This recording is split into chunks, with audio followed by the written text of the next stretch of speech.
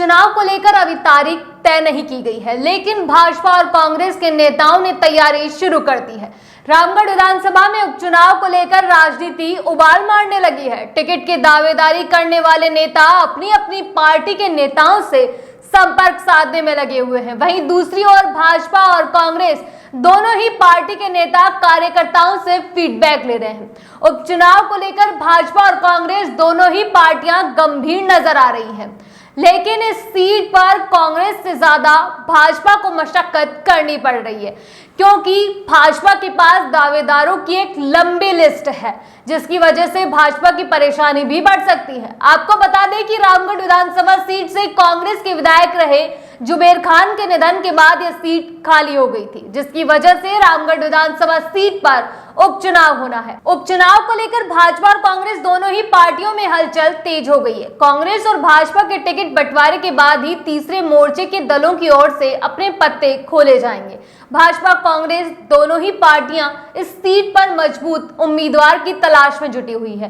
कांग्रेस की बात करें तो कांग्रेस पार्टी को सीट पर ज्यादा मशक्कत करने की जरूरत नहीं है, क्योंकि रामगढ़ सीट पर 2 दशक से जुबेर खान और उनके परिवार के सदस्य इस सीट पर चुनाव लड़ते रहे हैं। जुबेर खान के निधन के बाद उनके परिवार को सहानुभूति मिली हुई है। ऐसे में कांग्रेस इस सहानुभूति का लाभ उठाने का प्रयास जरूर करेगी।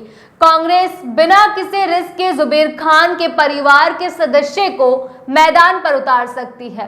कांग्रेस चाहेगी कि उपचुनाव में रामगढ़ की सीट पर फिर से कांग्रेस के खाते में रहे। इसके लिए कांग्रेस के जुबेर खान के छोटे बेटे आर्यन बरदाव खेल सकती है। जुबेर खान की पत्नी शोक के कारण घर से बाहर नहीं निकल सकती है, तो ऐसे में कांग्रेस की ओर से आर्यन को इस उपचुनाव में उम्मीदवार बनाने की उम्मीद ज्यादा जताई जा रही है। रामगढ़ विधानसभा क्षेत्र से भाजपा के पास दावेदारों की एक लंबी कतार है। ज्ञानदेव आहूजा की बात करें तो आहूजा 1.5 दशक से ज्यादा समय से क्षेत्र में सक्रिय और चुनाव भी लड़ चुके हैं। भाजपा से चुनाव लड़कर वे विधायक भी रहे हैं, तो ऐसे में भाजपा की ओर से एक बार फिर ज्ञानदेव आहूजा पर दांव खेला जा सकता है।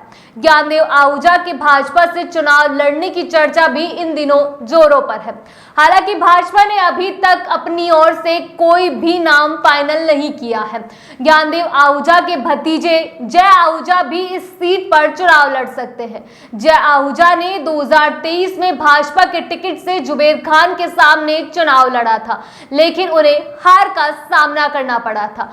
भाजपा के सुखवंत सिंह रामगढ़ विधानसभा से दावेदार रह चुके हैं और दावेदारी कर भी रहे हैं। सुखदेव सिंह इस सीट पर 2018 में चुनाव लड़ चुके हैं, लेकिन सुखवंत सिंह को जीत नहीं मिल पाई। वह जुबेर खान से हार गए। इसके बाद सुखवंत सिंह को पार्टी की ओर से 2023 में टिकट नहीं दिया गया। ऐसे में सुखवंत सिंह पार्टी से नाराज होकर असपा में शामिल हो गए थे और 2023 में असपा की टिकट पर चुनाव लड़ा। इस दौरान दूसरे नंबर पर रहकर कांग्रेस को टक्कर देते हुए नजर आए थे। यही वजह है कि सुखवंत सिंह को दावेदारी को लेकर चर्चा भी अब जोरों पर है। भाजपा के पूर्व विधायक बनवारी लाल सिंगल भी इस लिस्ट में शामिल है। सीट पर वे मजबूत दावेदार भी माने जा रहे हैं। बनवारी लाल सिंगल भी भाजपा से टिकट की मांग कर रहे हैं। बनवारी लाल सिंगल अलवर से 2 बार चुनाव जीत चुके हैं। 2 बार चुनाव जीतने के बाद ही पार्टी ने सिंगल को मैदान में नहीं उतारा। ऐसे में सिंगल एक बार फिर से भाजपा से टिकट की मांग कर रहे हैं। भाजपा की ओर से कई और दावेदार भी सामने आए हैं जो पार्टी से टिकट की मांग कर रहे हैं। रामगढ़ विधानसभा सीट पर भाजपा और कांग्रेस दोनों ही पार्टियां फूंक फूंक कर कदम रख रही है। कांग्रेस अपनी सीट को हाथ से जाने नहीं देना चाहती, वहीं भाजपा इस सीट को अपने खाते में शामिल करना चाहती है।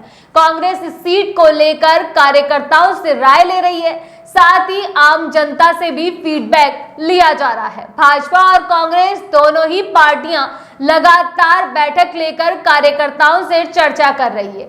यह देखना काफी दिलचस्प होगा कि क्या कांग्रेस अपनी सीट को बचा पाती है या फिर भाजपा सेंधमारी करने में कामयाब होती है।